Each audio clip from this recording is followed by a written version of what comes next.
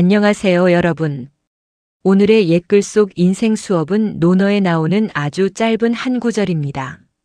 자어시일곡 즉불가. 공자께서는 그날의 곡을 하시면 노래를 부르지 않으셨다. 설명도 없습니다. 해석도 없습니다. 그저 한 줄의 기록입니다. 그런데 이 한 줄이 우리 인생 후반에 묵직하게 다가옵니다. 논어에는 위대한 사상만 기록되지 않았습니다. 거창한 철학도 장대한 연설도 아닙니다. 그저 한 줄. 그날에는 노래하지 않았다. 왜 이런 장면이 남았을까요? 공자의 학문은 말보다 태도에 있었기 때문입니다. 사람을 대하는 방식, 감정을 다루는 자세, 상황에 어울리는 행동. 제자들은 그의 말뿐 아니라 그의 일상을 배웠습니다. 울어야 할 날에는 충분히 울고 기뻐해야 할 날에는 마음껏 기뻐하는 모습. 감정을 섞지 않는 절제. 그 사소해 보이는 태도가 곧 인격이었기 때문입니다. 위대한 사람은 큰 자리에서만 드러나지 않습니다. 일상의 작은 선택에서 드러납니다. 그날 노래하지 않은 선택. 그 한 번의 멈춤이 제자들의 마음에 남았고 그래서 기록으로 남았습니다. 말보다 깊은 가르침이 그 안에 있었기 때문입니다. 감정은 마음대로 흘러가는 것이 아닙니다. 기쁨에도 자리가 있고 슬픔에도 시간이 있습니다. 우리는 흔히 감정은 솔직하면 된다고 말합니다. 하지만 솔직함에도 격이 필요합니다. 슬픈 자리에서 큰 웃음은 어울리지 않습니다. 기쁜 자리에서 냉소는 어울리지 않습니다. 감정은 진실하기만 하면 되는 것이 아니라 상황과 어울려야 아름다워집니다. 공자는 그날 울었습니다. 그리고 노래하지 않았습니다. 슬픔 위에 기쁨을 덧칠하지 않았습니다. 그것이 감정의 격입니다. 억누르는 것이 아닙니다. 흐트러뜨리지 않는 것입니다. 내 마음이 먼저가 아니라 그 자리가 먼저입니다. 감정을 다스린다는 것은 차갑게 사는 것이 아니라 조화롭게 사는 것입니다. 울어야 할 날에는 울고 기뻐야 할 날에는 기뻐하는 것. 섞지 않는 것. 그 절제가 어른의 품격입니다. 감정을 아는 사람은 타인의 마음도 압니다. 그래서 감정에도 격이 있습니다. 좋습니다. 짧은 문장으로 여백과 호흡을 살려 풀어보겠습니다. 요즘 우리는 너무 빨리 웃습니다. 그리고 너무 빨리 잊습니다. 어제 울었어도 오늘은 괜찮은 척합니다. 슬픔이 길어지면 뒤처진 것 같고 눈물이 많으면 약해 보일까 걱정합니다. 그래서 마음을 서둘러 정리합니다. 상가를 다녀와 단체방에 웃는 이모티콘을 보내고 힘든 일을 겪고도 별일 아니야 라고 말합니다. 괜찮은 척이 습관이 되었습니다. 하지만 마음은 그렇게 빠르지 않습니다. 겉은 웃고 있어도 속은 아직 울고 있을 수 있습니다. 요즘 우리는 감정을 충분히 겪지 않습니다. 느끼기도 전에 다음 장면으로 넘어갑니다.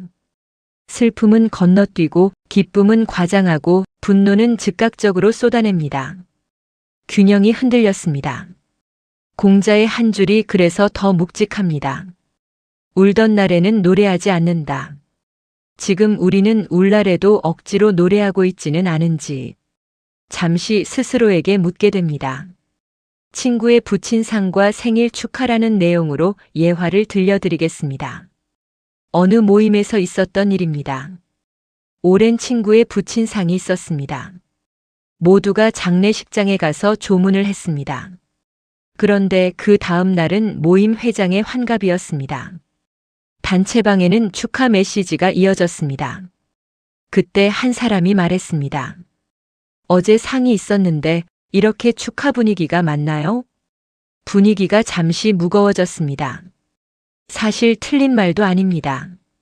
슬픔이 있는 날에는 기쁨을 조심하는 마음. 공자의 말이 떠오릅니다. 울던 날에는 노래하지 않는다.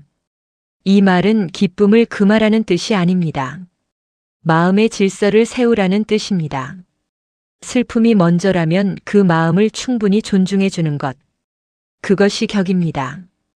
공자는 왜 이렇게까지 했을까요? 굳이 그렇게까지 해야 했을까요? 울었다고 해서 노래까지 멈출 필요가 있었을까요? 공자는 형식만 지킨 사람이 아닙니다. 마음을 지킨 사람입니다. 슬픔은 가볍게 다룰 감정이 아니기 때문입니다.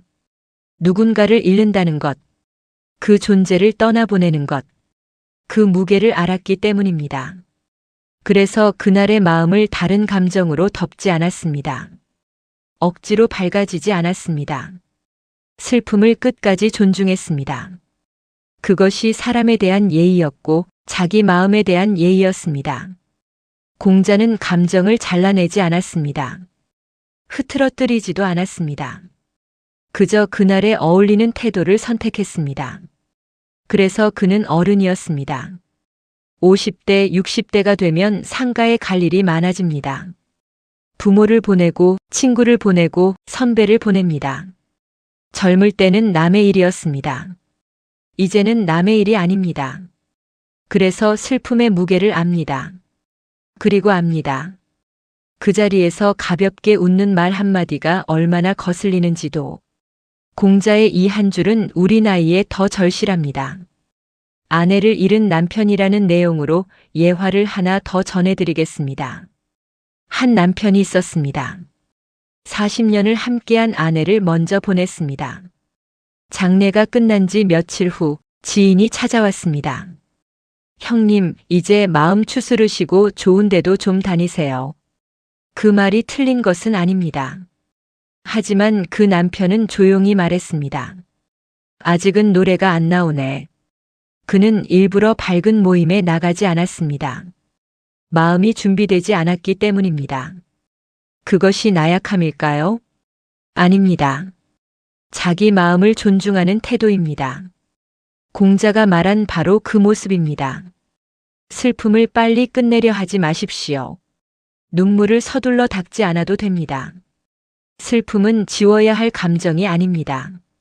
지나가야 할 시간입니다. 충분히 울지 못한 마음은 어느 날 다른 모습으로 돌아옵니다. 괜한 짜증이 되고 설명할 수 없는 허전함이 됩니다. 슬픔을 제대로 겪은 사람만이 진짜 웃을 수 있습니다.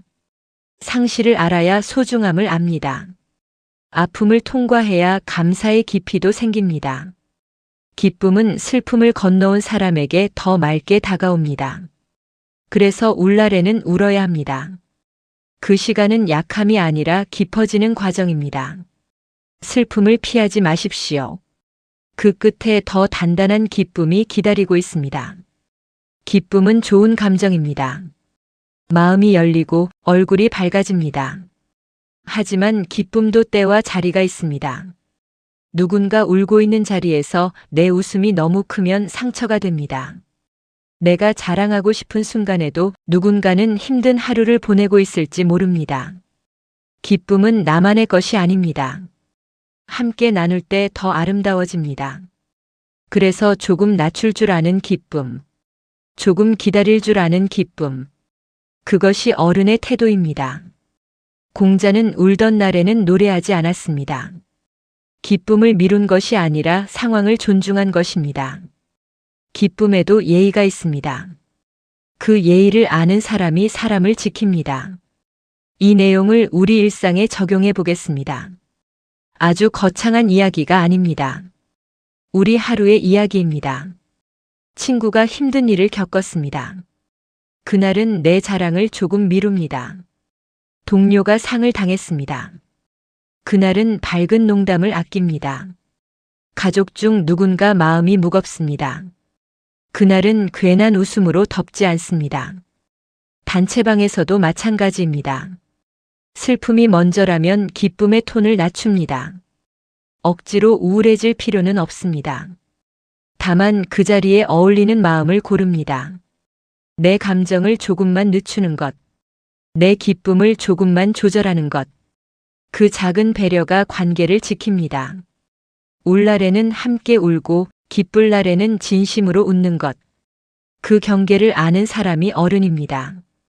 오늘 하루 내 마음이 아니라 그 자리의 마음을 먼저 생각해 보는 것, 그것이 공자의 가르침을 우리 일상에 옮기는 방법입니다. 품격은 큰 소리에서 나오지 않습니다.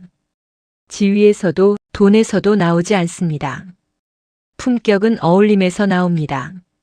그 자리에 맞는 태도, 그 순간에 어울리는 말, 슬픈 자리에서는 조용히 낮아지는 목소리, 기쁜 자리에서는 진심으로 밝아지는 얼굴, 억지로 튀지 않고 괜히 과장하지 않는 것, 내가 중심이 아니라 그 자리가 중심이 되는 것. 공자는 그날 울었습니다. 그리고 노래하지 않았습니다. 마음과 상황을 어긋나게 두지 않았습니다.